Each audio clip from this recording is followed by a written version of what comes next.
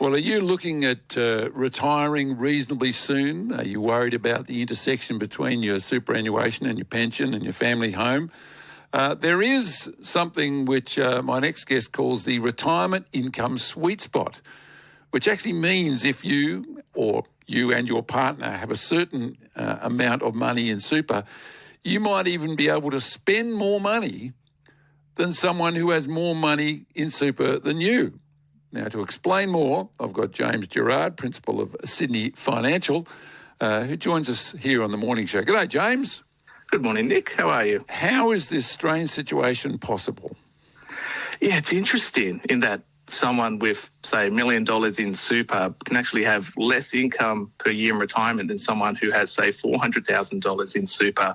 And the difference there is interaction between how much you have in super and retirement savings and the age pension, which is available from age 67. Right. Okay. So explain how the numbers work. So here's the one we're getting to. So if you've got $400,000 in super, you've got more spending power than someone with $1 million in super. How is that possible? That's right, Nick. So someone with $1 million in super, depending on their super fund and the return, they're likely to get somewhere around 7% each year, which is about $70,000 per year income. And if they're over the age of 60 and retired, that's received tax-free. Whereas someone with less in super, say $400,000, they're under the threshold for the full age pension, which means that not only will they draw somewhere between sort of $30,000 per year from their super fund as a retirement income, but they'll also get the full age pension, which is $30,000 a year if you're single and $45,000 a year if you're a couple. So if you stack those two things together, the income that you get in from your super account on the $400,000 balance plus the $30,000 to $45,000 per year from the age pension, you're actually outspending that person who has much more in super than what you have. Right. So that is the sweet spot. It's this interaction between the pension. So if you've got $1 million, do you get no pension at all because you're over that threshold?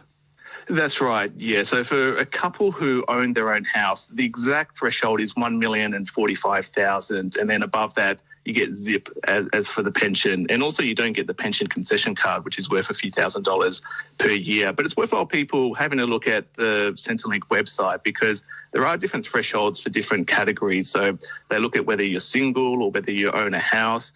So if you own a house and you're a couple, you can have up to $470,000 and still get the full age pension. But if you're a couple and you don't own your house, you can have much more than that. You can have $722,000 in super and other assets and still get the full age pension. Right. Okay. I've got it. So as you mentioned in your recent article, you do have an extra buffer if you've got that extra money in your super for unexpected events, or perhaps the grandkids come calling and say, hey, can you help us buy a house? You do have that ability to weather some more of life's storms. Would that be fair? Absolutely. Yeah. So in the article, I did mention that people who have above the threshold where they're not getting the full age pension, some people have done things to reduce their assets, so reduce the amount they have in super to get more pension. But that is a risky thing to do because, as you mentioned, we don't know what will happen in the future with health, if the kids come knocking on the door wanting an early inheritance to buy a property. But there are a few ways that if people are, say, $50,000 over the threshold and they wanted to reduce their assets for Centrelink by that amount to get more pension, they could do things like gifting. You can give $10,000 a year and $30,000 over 5 years and not fall foul of Centrelink's rules. You could spend money on your house because one thing I noted is that the family home is exempt as an asset when it comes to eligibility for the age pension. So in theory, somebody could live in a $10 or $20 million mansion and have nothing in their bank account, nothing in super, and still pick up the full age pension. So that seems a little bit crazy to me, but that's just one of the... Really? Well, here's another interesting part of the tax system which might distort people's spending, that you can live in this... You can live in a $20 million house, and that's not counted as... If it's your family home and your one and only residence, it's not counted as part of your assets. That's right, Nick. Yeah, there's no upper limit on it. So it feels like if you're heading towards retirement at 67, or at least getting the pension at 67, and say you've got $450,000 in assets, a smart move would be to spend 50 grand on your house.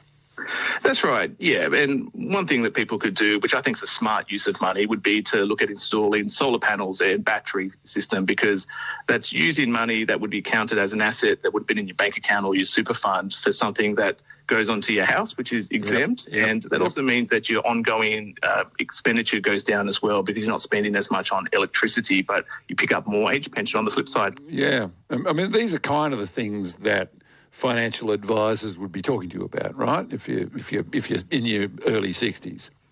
That's right, yeah. Well, although I did have quite a bit of criticism from financial advisors over the article. A lot of them are saying that, we shouldn't encourage people to be reliant on the government in retirement. We should be telling people to be self-funded. But from my perspective, I think, hey, the rules are there when we're not breaking the laws at all. We should just, everybody who's approaching retirement should use the rules to their full advantage. Yeah, fair enough. I mean, I suppose that's a philosophical argument. If you want to not rely on any government payments and your own recognizance, that's what the super system was set up to do, really, wasn't it? So we didn't necessarily have to rely on the government, yeah? That's right, yeah. But also I think that most people have paid a lot of taxes over the years, and if they can get a little bit back in retirement, I think why not? I don't think they do anything perverse or adverse. It's great to be aspirational and be self-funded in retirement, but again, if you're someone who wants to, I guess, have champagne taste on a beer budget, well then this is a strategy that you could have a look at. The sweet spot. Thank you, James. Great to talk to you, mate. Likewise. Thanks, Nick. James Gerard, Principal of Sydney Financial.